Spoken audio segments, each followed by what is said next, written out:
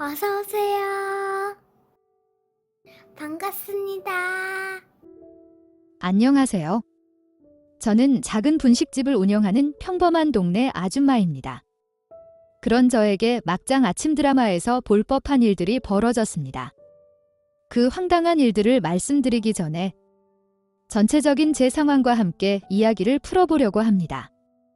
저는 작은 회사였지만 일하던 분야에서는 나름 처우가 좋고 다니고 싶어하는 회사에서 직장 생활을 하였습니다. 하지만 결혼 및 임신을 하였습니다. 작은 회사였기에 육아휴직은 불가능했습니다. 제가 가지고 있는 연차를 다 사용하고 회사에서 출산한 점을 고려해서 무급휴가 일주일 정도 주는 것이 전부였습니다. 하지만 특별히 아이를 맡아줄 가족도 없었고 태어난 지 100일도 안 된 아이를 어린이집에 맡기고 싶지도 않아 결국 퇴사를 하게 되었습니다. 그렇게 몇 년간 육아과 가정 살림을 하면서 지냈습니다. 아이가 어느 정도 크고 어린이집을 다닐 수 있을 때쯤 취업의 문을 두들겨 보았지만 경력 단절이 된 아줌마를 뽑아주는 곳은 없었습니다. 결국 식당에서 일을 시작하게 되었고 거기서 쌓은 경험과 노하우로 작은 분식집을 창업하게 되었습니다. 한 1년쯤 장사를 하였을 때쯤 남편의 직장 문제로 주말 부부로 지내게 되었습니다. 여기까지가 제 상황입니다. 사건 사고는 지금부터 말씀드리겠습니다. 주말 부부 초반에는 특별한 경우가 아니면 자주 올라왔습니다. 아이랑도 놀아주고 가게 수리도 도와주고 그런 아주 자상한 남편이었습니다. 얼마쯤 지나고 난 후부터는 올라오는 주기가 점점 뜸해지기 시작했습니다. 한 번은 올라와서 집 이사 가는 것 좀 도와달라고 하였습니다. 그랬더니 포장이사 불려서 하면 되지. 바쁜 사람을 그깟 일로 오라가라 하는 것이냐며 저한테 상식이 있냐고 화를 내면서 묻더군요.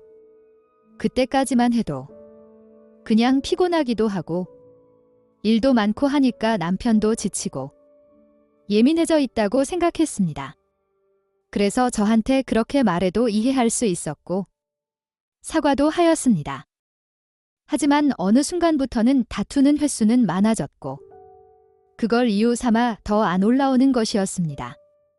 아이가 아빠 보고 싶다고 전화를 해도 소리를 지르며 화만 내었고 그 후부터는 아이도 아빠와 전화하는 것조차 무서워하였습니다. 그렇게 서로의 감정이 상해 있을 때쯤 가끔 지나가는 길에 들려서 밥을 먹고 가던 동창이 저에게 접근을 하는 것이었습니다. 처음에는 몰랐습니다. 요즘 들어서 자주 와서 밥을 먹고 간다고만 생각했습니다. 한가한 시간대 와서는 외근 가는 길에 밥 먹으려 들렸다며 밥도 먹고 커피도 마시며 이런저런 대화도 하다가 갔습니다. 그러다 한 번은 일 끝나고 시간 되면 맥주나 한잔하자고 말을 하는데 어린이집에서 아이를 데려와서 애도 봐야 하고 집안일도 해야 했기에 다음에 먹자고 계속 거절을 하였습니다. 하지만 그 동창은 가게 와서 밥 먹을 때마다 이야기를 하였고 결국 저녁에 간단한 맥주를 마셨습니다. 남편과 잦은 다툼에 답답하기도 했는데 술이 한 잔 들어가니 즐겁게 시간 가는 줄 몰랐습니다. 게다가 아이를 친정집에 하루 맡기고 와서 그런지 마음도 한결 가벼웠습니다. 그래서 그런지 그날따라 술은 잘 들어갔고 그 후로는 기억이 끊겼습니다. 아침에 눈을 떠보니 그 동창 녀석과 모텔 침대에 누워 있었고 주변 정황상 지난밤에 제대로 사고를 친 것이 맞는 것 같습니다. 놀래서 벌떡 일어나니 동창도 깨면서 속이 괜찮냐고 묻는데 어떻게 된 거냐고 물었고 지난밤에 있었던 일들을 다 설명해 주는데 더 이상 듣는 것조차도 거북했습니다. 정말 실수라며 다시는 이런 일이 없을 거라고 하면서 서둘러 나왔습니다. 그 후로 그 동창에게 오는 연락을 무시하였습니다. 그러다 가게에 찾아왔고 이렇게까지 할 필요가 있냐며 다시는 이런 일이 없을 거니까 그냥 서로 잊고 평범하게 지내자고 하고서는 가버렸습니다. 저도 너무 했나 싶어서 그날 저녁 먼저 연락을 했고 평소처럼 지내고 있었습니다. 그런데 저에게 자꾸 그날 일이 기억이 난다면서 한 번만 더 모텔을 가자고 말을 하는 것이었습니다.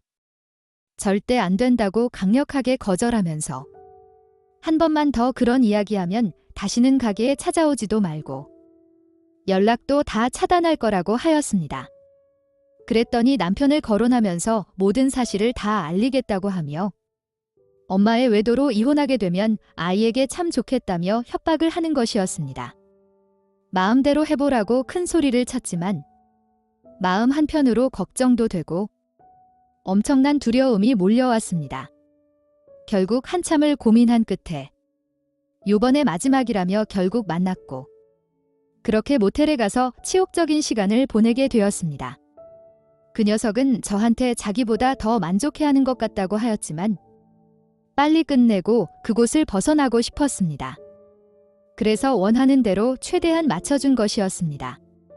다시는 이런 걸로 부르지 않겠다는 약속을 받고 집에 와서 엄청 울었습니다.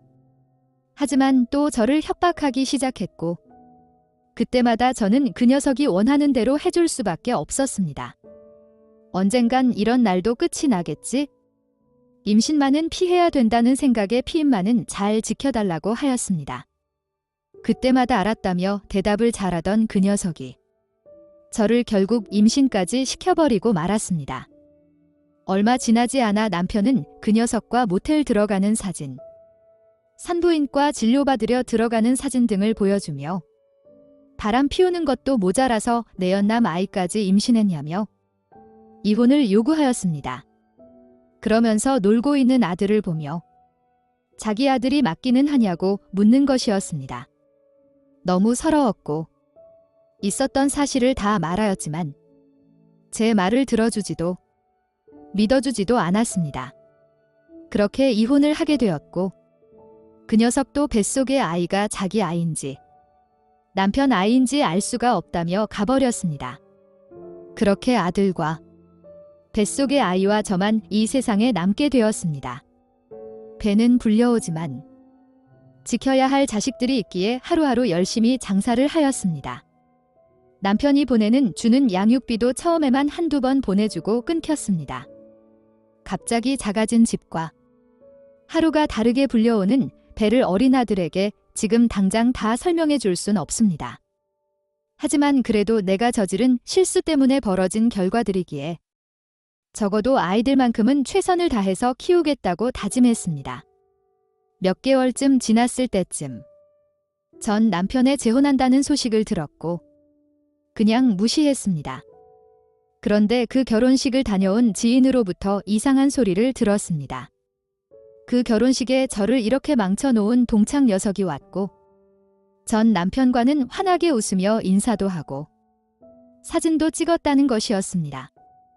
아무리 이해를 해보려고 해도 자기 부인과 바람이 났던 놈인데 저렇게 지낸다는 것이 말이 안 되었습니다.